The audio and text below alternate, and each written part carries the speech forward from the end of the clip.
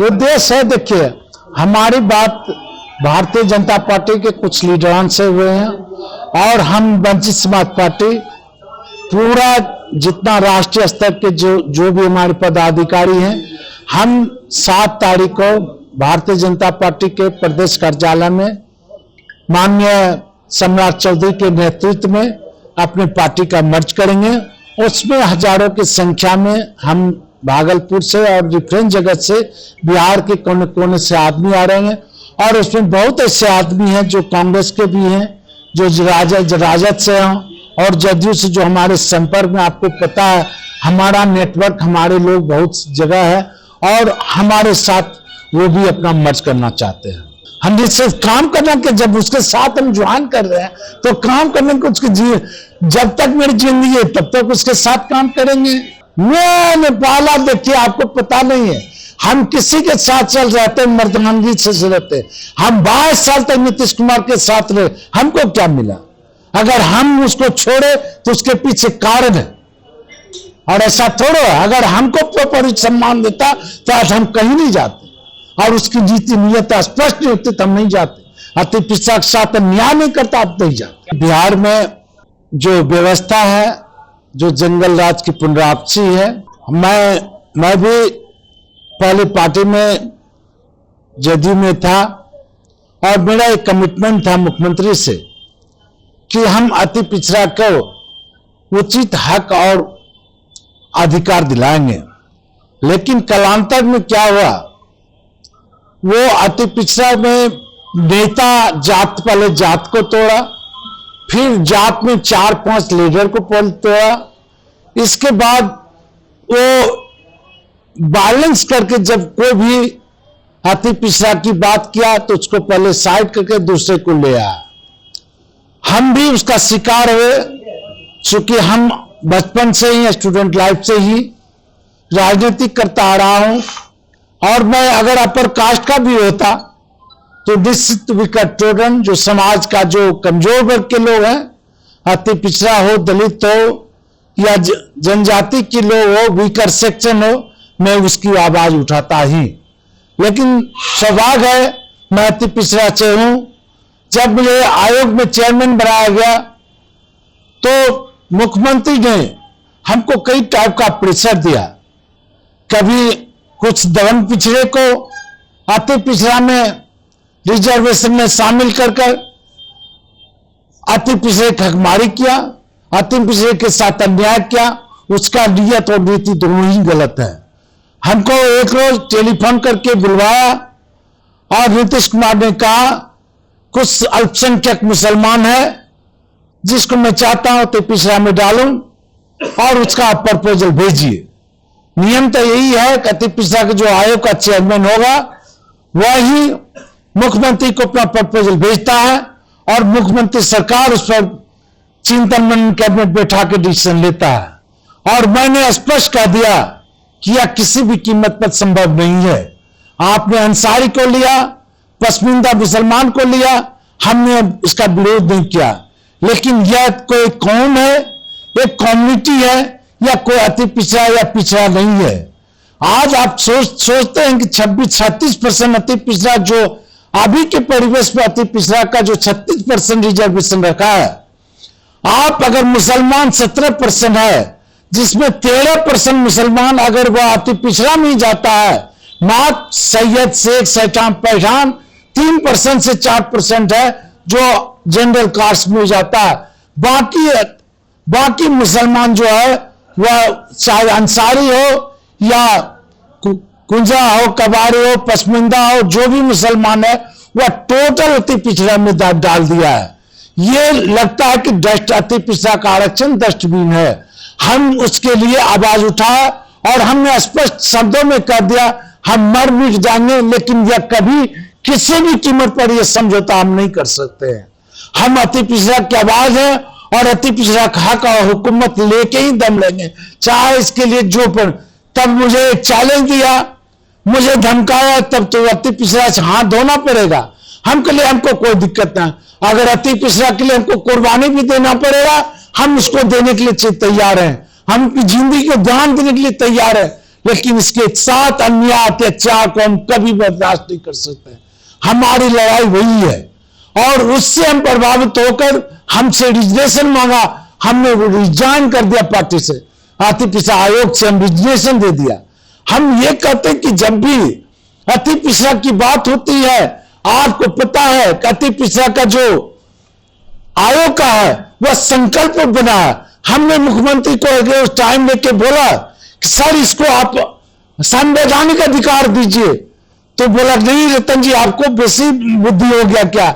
हमने बुद्धि की बात है, हम किसी भी चीज के लिए अफसर को अनुशंसा कर सकते कार्मिक विभाग को, अगर हमको कोई पावर रहता, कॉन्स्टिट्यूशनल पावर रहता, संवैधानिक पावर रहता, हम किसी भी अफसर को तुरंत एक्शन दे सकते थे।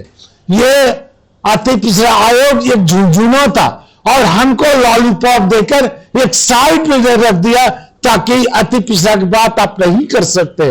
हम ये कहना चाहते हैं, मैं इससे आहत और मर्माहत हो गया कि इसके साथ अति पिछड़ा का कल्याण होने वाला नहीं है और इसकी नीति और नीयत दोनों ही में खोट है। हर हमेशा कभी न कभी यह कुछ न कुछ करता ही रहता है। कोई नेता को आज तक, चाहे ब्रह्मानंद मंडल हो, चाहे भीम सिंह हो, चाहे गणेश भारती हो, चाहे रुदल राय हो, राम बदन राय हो, प्रमोद चंद्रवंशी हो, चाहे जितने भी बिहार के नेता अति पिछड़ा का नेता है, सब हास्य पर आ और सब में पार्टी को छोड़ छोड़ के कहने के संकेत। आज मैं अपने को डिसीजन लिया कि हमको कुछ करना है, क्योंकि समाज और देश के लिए हमको 20 साल 22 साल मुझे मेरी एनर्जी को लॉस कर दिया समता पार्टी से लेकर जदयू में। हम सोचते हैं कि हमारी कम्युनिटी, हमारे क्षेत्र की विकास हो, भागलपुर के विकास हो, आंध्र प्रदेश का विकास हो, अमेरिका का विकास हो, पूर्वोत्तर बिहार इतना बड़ा डेवलप है, भागलपुर इतना प्राचीन काल से ही विक्रमशिला ऐसा यूनिवर्सिटी है, यह डिजर्व करता, मंगल डिजर्व करता। सिल्क वर्ल्ड दुनिया के क्षेत्र में बायस होता था सिल्क भागलपुर से। आज सिल्क इंस्टीट्यूट टेक्नोलॉजी एशिया महादेश में पहली बार है, एक है। वह आज की स्थिति में क्या है, आज समांतर पुल की बात है, कई सिल्क इंस्टीट्यूट पर बंद पड़ा, सिल्क मिल पर बंद पड़ा हुआ, स्पिनिंग मिल बंद पड़ा हुआ। बिहार में जितना भी कांग्रेस के पीरियड में जितना भी फैक्ट्रियां थी, सब आज के डेट में सारा फैक्ट्री बंद पड़ा हुआ। आज 32 साल के शासन में, ये नीतीश लालू के राज में आज तक एक भी फैक्ट्री नहीं खुला। अगर खुला तो वो भी आज स्थिति में नहीं है, और जो पहले के फैक्ट्री था वह बीत प्राय हो गया। चाहे बरौनी कड़ी पेड़ हो, अशोक पुल हो, या कटिहार का जूट फैक्ट्री हो, या आज रेल मंत्री 3 रेल मंत्री बना, जमालपुर का फैक्ट्री का दुर्दशा का क्या देखते हैं। बीजेपी में शामिल होने का क्या उद्देश्य है? मेरा देखिए, मेरा स्पष्ट है। हमको अब लगता है कि हमने कांग्रेस की राजनीति, कांग्रेस की राजनीति, यूथ कांग्रेस को उपाध्यक्ष रहे, बिहार झारखंड था, हम यूथ अनुसार कर रहे, जनरल सेक्रेटरी रहे, लेकिन जस्टिफिकेशन हमको कहीं नहीं मिला। क्योंकि हमारे पिताजी बहुत बड़े आदमी नहीं थे, बहुत बड़े पॉलिटिशियन नहीं थे, मेरे बाप के बेटा हम नहीं है। हमारे साथ सब भी शोषण करता रहा, शोषण करते आए, हमारे पास कोई विकल्प नहीं था। हमको लगा कि अब हमारा वजूद, अगर हमारा कुछ अस्तित्व रहेगा तो भारतीय जनता पार्टी में रहेगा।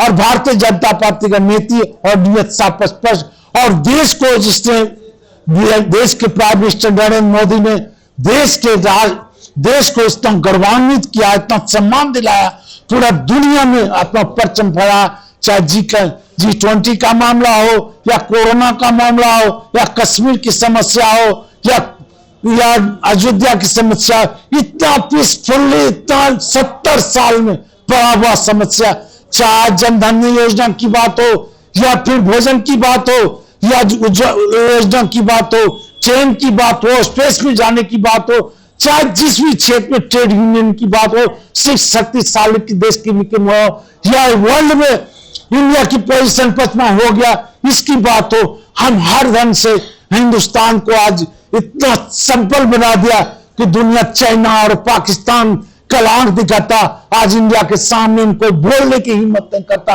अमेरिका के साथ जब जाता था, देश का प्राइम मिनिस्टर तो उसको पीठ ठोकता था और उसको होकार देता, लेकिन हमारे देश के प्राइम मिनिस्टर आज इज्जत और सम्मान के साथ पूरा दुनिया में अपना परचम फहरा रहे हैं। मुझे गर्व है और लगता है कि इसके नेतृत्व में एक इंटेलेक्चुअल प्रोफेसर होने के नाते मुझे लगता है कि देश को सर्वांगीण विकास के लिए ऐसे प्राइम मिनिस्टर की जरूरत है और मैं इसीलिए भारतीय जनता पार्टी। हमको बात किसी चीज की बात नहीं, हमने तो स्पष्ट कर दिया हमको कोई लोभ नहीं है। हम प्रोफेसर है, 3 लाख रुपया दरमाहा मिलता है, रिटायर भी करेंगे तो हमको पैसा मिलेगा, खाने पाने की दिक्कत नहीं है।